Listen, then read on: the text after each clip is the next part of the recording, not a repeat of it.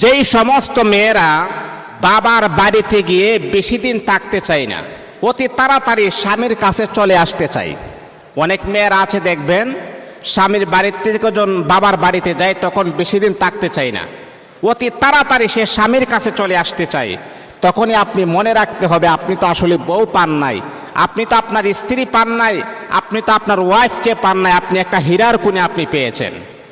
কারণ এই স্ত্রী চিন্তা করে, আমি যে বাবার বাড়িতে চলে আসছি, আমার স্বামী কি খাবে, কে আমার স্বামীকে রান্না করে দিবে, কে আমার স্বামীর খোঁজ খবর নেবে, কে আমার স্বামীর কাপড়গুলাকে পরিষ্কার করে দিবে। আপনি মনে করবেন আপনার স্ত্রী যদি বাবার বাড়িতে বেশি দিন না থাকে, তাহলে বুঝতে হবে আল্লাহ পাক রব্বুল আলামিন আপনার জন্য একটা নিয়ামত স্বরূপ একজন স্ত্রী, দিনদার স্ত্রী আমার আল্লাহ পাঠিয়ে দিয়েছেন। এই জন্য মুহতারাম হাজিরিন, সব স্ত্রী কিন্তু এক সমান নয়। আল্লাহ পাক কিছু কিছু স্ত্রীদেরকে স্বামীর জন্য নিয়ামত হিসাবে পাঠিয়ে দেন, আর যার ঘরের স্ত্রী ভালো তার ঘরটা হচ্ছে জান্নাত।